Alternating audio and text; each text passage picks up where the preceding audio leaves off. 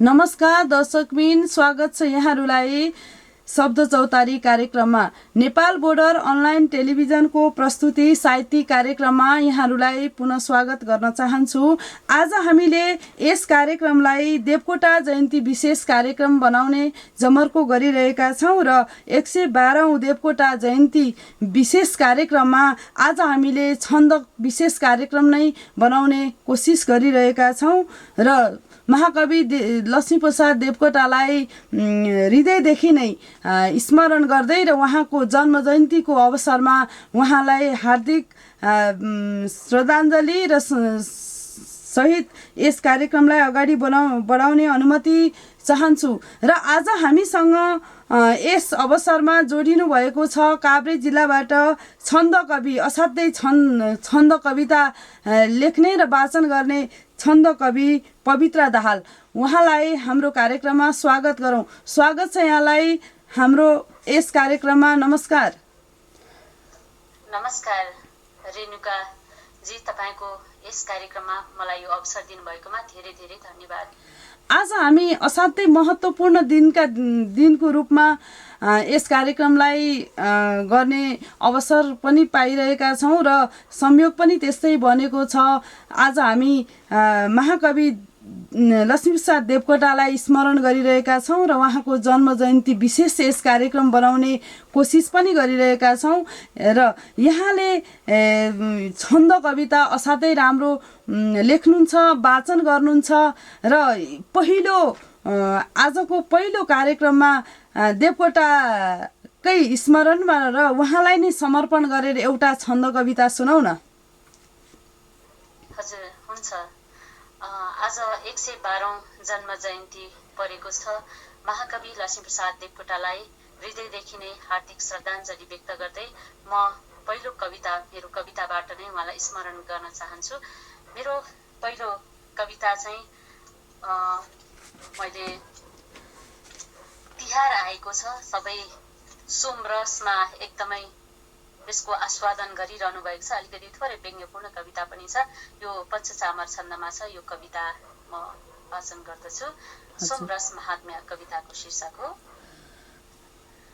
छसु खसु मरो ममा अभिन्न रे निजीवन पिएर नाच ताण्डवै नसा नसा छ कम्पना कता छ भोज खोजको अनन्त राज मोजको बहार खोज रोज नै छ मन्द सोच सोमको बहार खोज रोज नै छ मन्द सोच सोमको जता ततै छ साथ यो अमेल जङ्गली भयो यता उता जता ततै छ मेल मेल नै अहो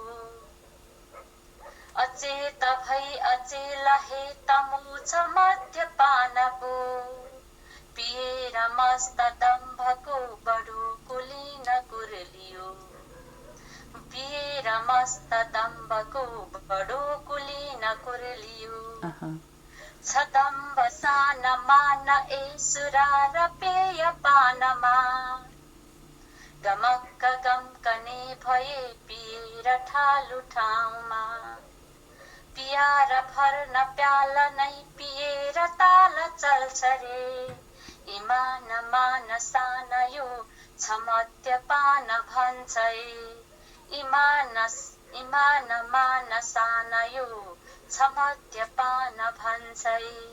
धन्यवाद। यो अलिकति यति बेला हामीले देवकोटा जन्म जयन्तीको विशेष कार्यक्रममा यहाँले असाध्यै राम्रो कविता वाचन गरेर सुनाउनु भयो र देवकोटाको स्मरणमा समर्पणयुक्त यो व्यङ्ग्यात्मक कविताको लागि यहाँलाई धेरै धेरै धन्यवाद दिन चाहन्छौँ। र हामीले यो देवकोटा विशेष कार्यक्रम नै बनायौँ र यसमा अलिकति देवकोटाको विषयमा कुराकानी नगरिकन हामी यसलाई विशेष गराउन सक्दैनौँ र बडो उहाँकै विषयसँग सम्बन्धित र उहाँका सिर्जनासँग सम्बन्धित कुराहरू पनि हामी यस कार्यक्रममा कुरा गर्छौँ। यहाँले देवकोटालाई अथवा महाकवि लक्ष्मीप्रसाद देवकोटालाई अहिले वर्तमान अवस्थामा नेपाली भाषा साहित्यको ठाउँबाट हेर्दा पनि समग्रमा देवकोटालाई कसरी हेर्नु भएको छ? अब महाकवि लक्ष्मीप्रसाद देवकोटा साँच्चै विलक्षण प्रतिभाका धनी हुनुहुन्छ। त्यसले उहाँ महाकवि हुनुभएको होइन। उहाँको लेखाइलाई हामीले पछिल्लो समयमा तुलना गरेर हेर्दा पनि त्यतिखेरको लेखेका कृतिहरू पनि अहिलेको समय सापेक्ष अहिलेका भावनाहरू समेत समेटिएका छन्। जस्तो हामीले कुञ्जिनी खण्डकाव्य, मुनामदन खण्डकाव्यमा अहिलेको वस्तुस्थितिलाई पनि हामी प्रत्यक्ष रूपमा भेट्न सक्छौँ। जस्तो उदाहरणका लागि हामीले मुनामदनलाई लिन सक्छौँ। विदेशमा कयौँ मदनहरू गएका छन्। अहिले पनि मदनहरू बिरामी परेका छन्, छटपटिएका छन्। उनीहरूको भावनालाई एउटा मदन पात्रले व्यक्त गरिरहेको छ। त्यतिखेरको समयमा जुन भोटमा जाँदाखेरिको त्यो विचार भावना जुन छ, आफ्नो घर परिवार छोडेर विदेशिने मानिसहरूले जसरी आफ्नो घर परिवार सम्झिरहेका छन्, त्यस्तै गरी अहिले पनि त्यही नै छ। त्यो मदनको जुन पात्रको भावनाहरू छ अहिले पनि त्यही नै छ। त्यसै गरी मुनाले जुन बेहोर्नु परेको आफ्नो श्रीमान नहुँदाखेरि बाहिरी मान्छेहरूले दिने एउटा एक किसिमको भनौँ न दुःख, त्यस्तै गरी आफ्नो घर व्यवहार सम्हाल्नु पर्ने, त्यति हुँदै पनि आफ्नो श्रीमान टाढा हुँदाखेरि उसको मनोभावनाहरू होइन, मनोविज्ञान कस्तो हुन्छ भनेर त्यो दुईतर्फी नै लेख्न सफल मुनामदन जुन छ त्यो चाहिँ अहिले पनि उत्तिकै समसामयिक छ। त्यस्तै गरी अब महाकवि लक्ष्मीप्रसाद देवकोटाको शाकुन्तल महाकाव्य त्यति नै राम्रो महाकाव्य छ होइन। अब त्यसमा प्रयोग गरेका छन्द शब्द संयोजनदेखि लिएर धेरै कुराहरू राम्रो छ। अब हामीले यी सबै कुरालाई केलाउँदाखेरि महाकवि लक्ष्मीप्रसाद देवकोटाका रचनाहरू अहिले पनि उत्तिकै समसामयिक छन्, उत्तिकै महत्त्वपूर्ण छन्। उहाँको भाषा साहित्यलाई दिनुभएको उहाँको योगदानलाई हामी पछिल्ला पुस्ताले पनि सम्झिरहनेछौँ। उहाँको योगदानलाई सधैँ मनन गरिरहनेछौँ। असाध्यै हो। यहाँले भने जस्तै महाकवि लक्ष्मीप्रसाद देवकोटाले धेरै कृतिहरू लेख्नुभयो, महाकाव्यहरू प्रशस्तै लेख्नुभयो। तर पनि मुनामदन अहिलेसम्मकै नेपाली भाषा साहित्यको सबैभन्दा बढी प्रकाशन भएको र सबैभन्दा बढी पाठकहरूले रुचाइएको र सरल भाषामा प्रकाशन भएको उत्कृष्ट रचना हो। र यो रचनालाई अझै पनि अर्को कुनै त्यस्तो कविले प्रकाशन गर्नुभएको अथवा लेख्नुभएको कृतिले उछिन्न सकिरहेको छैन। भनेपछि उहाँका रचना शक्ति, उहाँको काल्पनिकता, जुन किसिमको दूरदर्शिता थियो, दार्शनिकता थियो, त्यो आजको समयमा 21औं शताब्दीमा नेपाली पृष्ठभूमि आइपुग्दा पनि आज उही अवस्थामा नै मदनहरू भोट गइरहेका छन्, मुनाहरू यता मरिरहेका छन्। यो अवस्थालाई चाहिँ उहाँले त्यति बेलाको एउटा आङ्कलन गर्नुभयो। तर त्यो आज पनि उही समय सापेक्षता नै छ। त्यही समय सापेक्षताले नै देवकोटालाई साँच्चै महाकवि देवकोटालाई देवकोटा बनाएको हो। अब उहाँको यस कृतिमाथिको एउटा सम्मान र समर्पण सहित एउटा कविता हामी सुन्छौँ। हुन्छ, मैले अलिक कविता फरक खालकै लिएर आएको छु आज। अर्को कविता चाहिँ देश नबेच तिमी भनेर तोटक छन्दमा कविता लिएर आएकी छु।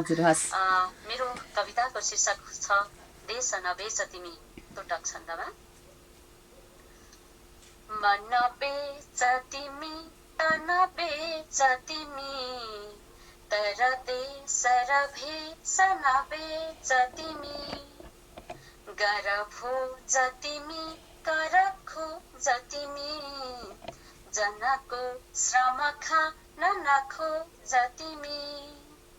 पद बेच तिमी दल बेच तिमी, अभिमान छ देश नबेच तिमी। कदरो जतिमी मदरो जतिमी, अबला तन लुट्न नखोज तिमी। जल बेच तिमी बल बेच तिमी, सबको प्रिय देश नबेच तिमी। कति खोज्नु छ खोज नखोज तिमी, मतदान र प्यार नखोज तिमी रति बेच तिमी मति बेच तिमी तर देश र धर्म नबेच तिमी कति बेच्नु छ बेचन बेच तिमी जनता अनि देश नबेच तिमी जनता अनि देश नबेच तिमी। धन्यवाद। कति राम्रो राष्ट्रियतावादी र वर्तमान समय सापेक्षतासँग नजिक यहाँको कविताको लागि धेरै धेरै धन्यवाद दिन चाहन्छौँ र अझै पनि हामी प्रसङ्ग जोडिरहेका छौँ महाकवि लक्ष्मीप्रसाद देवकोटाकै विषयसँग सम्बन्धित रहेर। जस्तो यहाँले महाकवि देवकोटाका धेरै कृतिहरू पढ्नुभएको छ र ती कृतिमध्ये यहाँलाई सबैभन्दा मनपर्ने कृति चाहिँ कुन हो? अब मैले फुटकर रूपमा पनि उहाँको त्यो सुनको बिहानी भन्ने कविता सङ्ग्रह सानो बच्चाहरूको जुन कोपिला हामीले पढ्छौँ नि, नटिप्नु हेर कोपिला नचुन्नु पाप लाग्दछ, यस्ता खालका कविताहरू थुप्रै पढेको छु। त्यस्तै गरी मलाई कुञ्जिनी खण्डकाव्य पनि एकदमै मनपर्छ, मुनामदन पनि उत्तिकै मनपर्छ। आफ्नो विशेषता छ हरेक पुस्तकहरूमा। शाकुन्तल महाकाव्य पनि उत्तिकै उत्कृष्ट छ। मैले त्यसलाई यही मनपर्छ भन्दा नि हरेक कृतिमा चाहिँ उहाँको छुट्टा छुट्टै विशेषता भएको कारणले गर्दा मलाई देवकोटालाई यही कविता मनपर्छ भन्दा नि उहाँका सबै कृतिहरू चाहिँ मलाई मनपर्छ। तर मलाई जस्तो यो जुन कुञ्जिनी खण्डकाव्य छ त्यसको पनि एकदमै पक्षहरू, जुन एउटा तल्लो जात र माथिल्लो जात भनेर जुन व्यवहार गर्ने, छोरी बिहे गर्न नदिने त्यस्तो खालको, ठालु सिंहको छोरी ताक्ने भन्ने खालको, त्यो खालको एक किसिमको छुट्टै खालको भाषा शैली उहाँको मलाई छुट्टै खालको मनपर्छ कि मिठास छ त्यो खालको। अनि यो मुनामदन त झनै सरल भाषामा लेखिएको छ। मानवतावादी विचारहरू, भावनाहरू एकदमै मानवीय भावनाहरू चाहिँ छताछुल्ल बोकिएको छ। मुनामदनलाई छुट्टै दृष्टिकोणले हेर्न सकिन्छ, त्यसको विशेषता छुट्टै छ।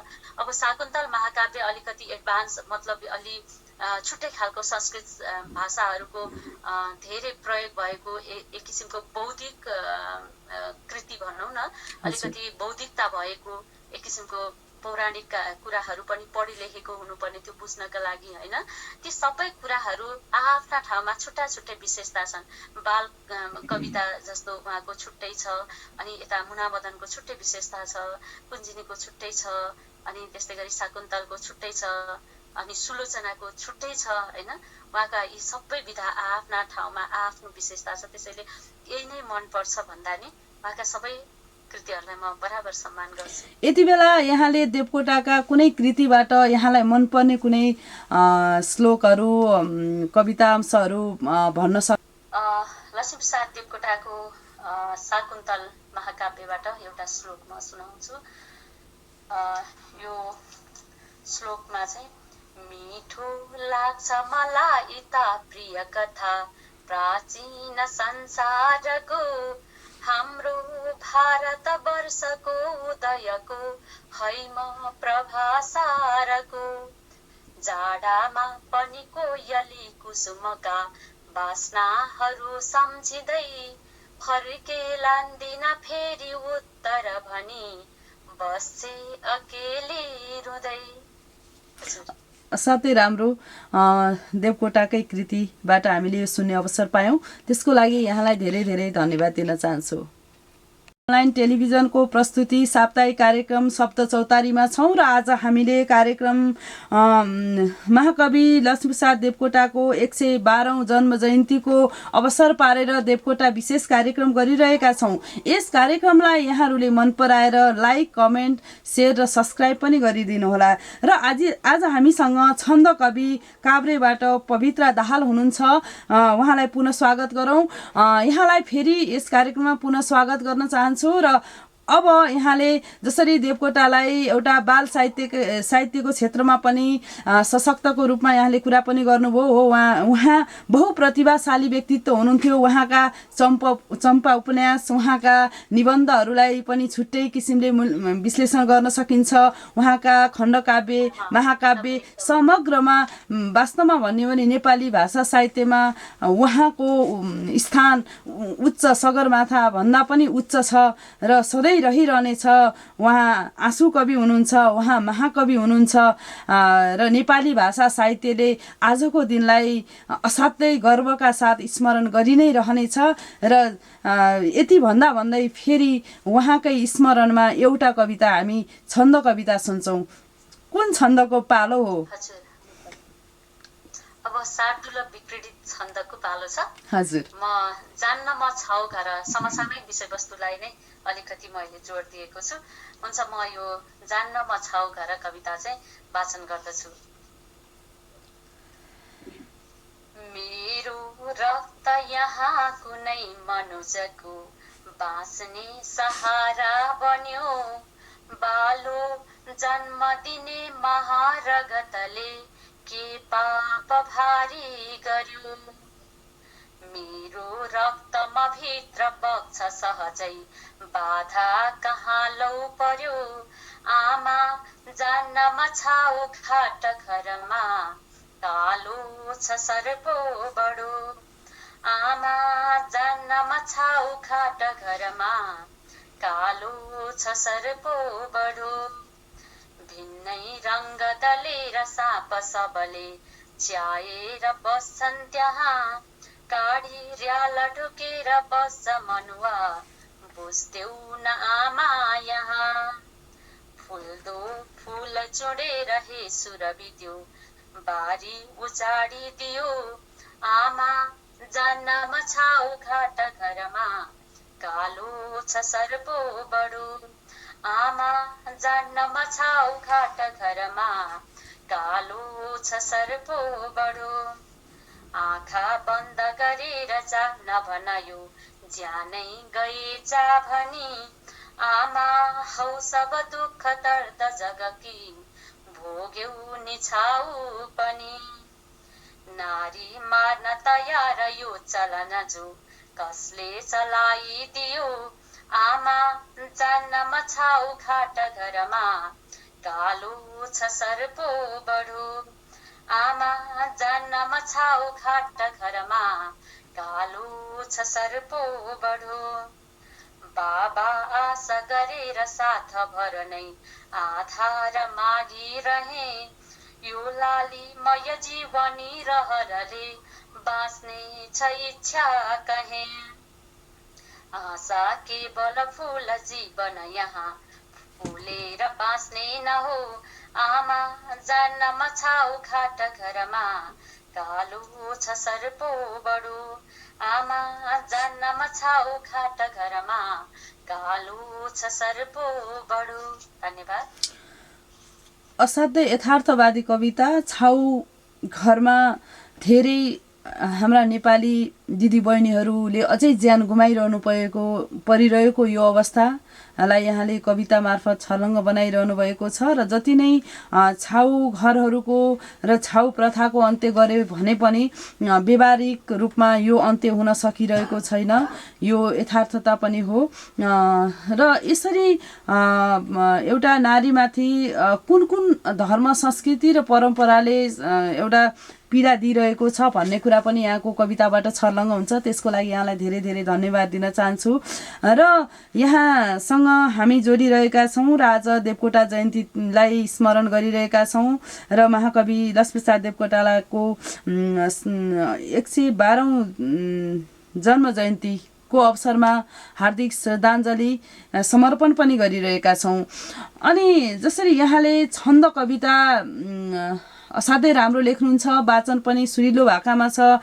यहाँलाई छन्द कविता लेखनमा नै एउटा जुन कलम चलाइरहनु भएको छ, यसको खास प्रभाव चाहिँ के हो?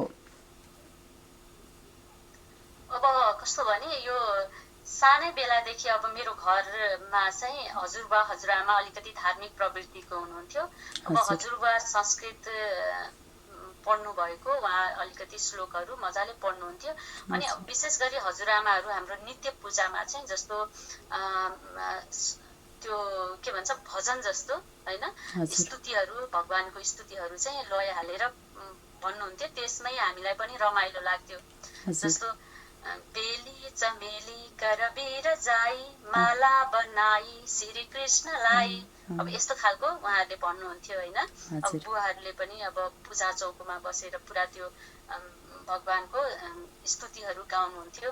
त्यसले चाहिँ अलिकति प्रभाव पर्यो। अनि पहिलोचोटि कविता चाहिँ कक्षा 4 मा स्टेजमा गएर पहिलोचोटि कविता वाचन गर्दा चाहिँ एकजना दिदीले, माइत आउनुभएको दिदीले हेर्नु भएको रहेछ, जुरुक्क उचालेर फनन्न घुमाउनु भयो, खुब माया गर्नुभयो। ए कविता भन्दा चाहिँ माया पाइँदो रहेछ जस्तो लाग्यो त्यतिखेर। अनि बिस्तारै बिस्तारै कविताप्रति झुकाव त्यो आफै भयो। अनि मैले स्कुल पढ्दा नै त्यो यमाता राजा भानसलगाको गणसूत्र पढेँ। मलाई त्यतिखेर बुवाले अङ्कलहरूले पनि सिकाउनु भयो। अनि पछि गएर नेपाली भाषा नै लिएर मैले पढेँ। अब त्यो जाँच पनि दिनुपर्ने, त्यसमा कविता वाचन गर्न पहिल्यैदेखि मन लाग्थ्यो। अनि लेख्न पनि त्यो जानेपछि चाहिँ कसरी हुँदो रहेछ त भनेर प्र्याक्टिस गरियो। आजभन्दा लगभग 10-12 वर्ष अगाडि जस्तो बनेपाकै सयपत्री युवा क्लबमा चाहिँ मैले जिल्ला स्तरीय कविता प्रतियोगितामा चाहिँ पहिलोचोटि छन्द कविता लगेको थिएँ। त्यतिखेर म पहिलोचोटि लेखेको एउटा छन्द कविता नै मेरो द्वितीय भएको थियो, दोस्रो भएको थियो। त्यसले पनि मलाई एकदमै हौसला दियो। त्यतिखेर कमलमणि दीक्षित, ओमी शर्मा हुनुहुन्थ्यो। उहाँहरूले मलाई धेरै माया गर्नुभयो। एक किसिमको छन्द कविता केटी मान्छेले धेरै लेखेको छैनन्, लेख है भन्नुभयो। तर बिचमा मैले 10-12 वर्ष लेखेर राखिनँ। भर्खरै 1 वर्ष भयो मैले कविता अलिअलि लेख्न थालेको। जब मैले जागिर छोडेँ, मेरो यहाँदेखि भक्तपुरदेखि धुलीखेलसम्मको जागिर आउ जाऊ अनि कामको समय, आफ्नो पढाइ सँगसँगै लैजाँदा मैले कविता लेखेको थिइनँ। भर्खरै 1 वर्ष भयो मैले छन्दमा कविताको अलिकति स्पिड बढाएको चाहिँ। ठिकै छ। यहाँलाई छन्द कविताको एउटा चाहिँ सुरुवात घरबाट नै सुरुवात भएछ। यो सबैको लागि नसिब हुँदैन, यहाँ असाध्यै भाग्यमानी पनि हुनुहुँदो रहेछ। र सँगसँगै यहाँले जुन प्रतियोगितामा द्वितीय चाहिँ पुरस्कार हासिल गर्नुभयो त्यसको लागि ढिलै भए पनि यहाँलाई हार्दिक बधाई दिन चाहन्छौँ। र यहाँसँग अहिले अनुष्टुप छन्दमा कुनै कविता छ? त्यो चाहिँ खोज्नुपर्छ। अनुष्टुप छन्दमा पनि छना चाहिँ मैले सबै टाइप गरेरै ल्यापटपमा राख्ने भएको कारणले गर्दा यहाँ मैले ल्यापटप खोलेकी छैन। छना चाहिँ लेखेको छु, अनुष्टुप छन्द पनि। ठिकै छ। त्यो छैन भने अरू कुनै कविता सुनौँ हामी। अब कार्यक्रमको अन्त्यतिर पनि पुगिसकेका छौँ र अन्तिममा यहाँको जाँदा जाँदै एउटा शार्दुल विकृत छन्दकै कविता वाचन गर्दछु। छन्द अरू पनि छ, तर समय सान्दर्भिक कविताहरू छैन। जस्तो समसामयिक विषयवस्तुलाई गरेर लेखेको तत्कालको लागि मात्र त्यो चाहिँ के हुन्छ, त्यसको ओजन हुन्छ। अहिले त्यो कविता अलि सान्दर्भिक लाग्दैन। अरू छन्दहरूमा पनि छन्, तर अहिले चाहिँ म शार्दुल विकृत छन्दकै अर्को कविता वाचन गर्छु। हुन्छ। दर्जा त बेकार हो कविताको शीर्षक यो शार्दुल विकृत छन्दमै छ। स्याउ बेल र कागती पयरका छन् भिन्न भित्री गुण, पेसा भित्र पसेर हेर्न सकिए भेटिन्छ आकर्षण। आँखा कान गला सबै अभय झैं संलग्न प्यारा प्रिय, पेसा जे जति छन् सबै जगतमा सम्बन्ध केही त छ। आफ्नो ठाउँ विशेष व्यक्ति सबका छन् मूल्य मानौ अहो, सानो ठान्नु हुँदैन काम जब यो पेसा त सञ्जाल हो। आफ्नो केवल काम मात्र भरमा बाँचिन्न यो सत्य हो, आस्था बाँच्दछ कर्ममा यदि भने पेसा त आदर्श हो। आँखा रोग भयो भने यदि तिमी जान्छौ र माझी पनि, खोला पार गरेर जानु छ भने खोज्छौ र थामी तिमी। राम्रो गृह बनाउने सबल जो ज्यामी भएर के भो सक्दैनन् सब काम गर्न सबले दर्जा त बेकार हो सक्दैनन् सब काम गर्न सबले दर्जा त बेकार हो जे पेशा पनि पूर्ण यो जगतमा देवी र देवा हुनी सारा तत्त्व मिलेर विश्व जनले बाँचे बचाए अनि पानी अन्न कुनै बिना मनुजको के ज्यान यो टिक्छ र पेशा भिन्न नछोई एकल भई के जिन्दगी चल्छ र पेशा भिन्न नछोई एकल भई के जिन्दगी चल्छ र धन्यवाद। असाध्यै राम्रो। पेशा बिना जीवन कहाँ कसरी चल्न सक्छ भन्ने पेशालाई नै सबैभन्दा ठुलो धर्म र कर्म छ नि त। हामी यो पेशा उ पेशा भन्छौँ तर हामीलाई सबै पेशाको चाहिँ आवश्यकता पर्छ। हामी सबैसँग नमिलिकन हाम्रो जीवन चल्नै सक्दैन नि त होइन। पेशा नै सबैभन्दा ठुलो धर्म र कर्म हो भन्ने यहाँको सन्देशात्मक कविताको लागि धेरै धेरै धन्यवाद दिन चाहे र यहाँले व्यस्तताका साथ पनि आजको हाम्रो यस विशेष कार्यक्रममा उपस्थित भएर हाम्रो यस कार्यक्रमलाई सफल पारिदिनु भएकोमा धेरै धेरै धन्यवाद दिन चाहन्छु। हुन्छ, यहाँलाई पनि म जस्तो एउटा सामान्य सिकारु कविता सिक्दै गरेको व्यक्तिलाई यति ठुलो स्थान दिएर यहाँसम्म आफ्ना कविताहरू सुनाउने अवसर दिनुभयो त्यसको लागि पनि यहाँलाई धेरै धेरै धन्यवाद रेणुकाजी। हुन्छ, हस् धन्यवाद। मानिस ठुलो दिलले हुन्छ जातले हुँदैन। दर्शकबिन, आज हामीले 112औं देवकोटा जयन्ती विशेष कार्यक्रम बनायौँ र देवकोटालाई स्मरण गरिरहेका छौँ र उहाँलाई हृदयदेखि नै हार्दिक श्रद्धाञ्जली पनि अर्पण गरिरहेका छौँ। मानिस ठुलो दिलले हुन्छ जातले हुँदैन भन्ने जुन एउटा सामाजिक सन्देश दिनुभएको छ, सँगसँगै हामीले पैसालाई ठुलो सोच्नु हुँदैन भन्ने मुना मदनको जुन सन्देश सबैलाई थाहा छ। हातका मैला सुनका थैला के गर्नु धनले सागर सिस्नु खाएर बस्नु आनन्दी मनले। यसरी देवकोटालाई स्मरण गरिरहेका छौँ र आगामी दिनमा पनि यस्तै महत्त्वपूर्ण कार्यक्रमका साथ उपस्थित हुने नै छौँ। अन्तिममा जाँदै देवकोटाप्रति हार्दिक नमन हार्दिक श्रद्धाञ्जली व्यक्त गर्न चाहन्छु र आगामी दिनमा पनि यस्तै व्यक्तित्वका साथ उपस्थित हुने नै छु। त्यतिन्जेलका लागि म रेणुका भट्टराईलाई बिदा दिनुहोस्। नमस्कार।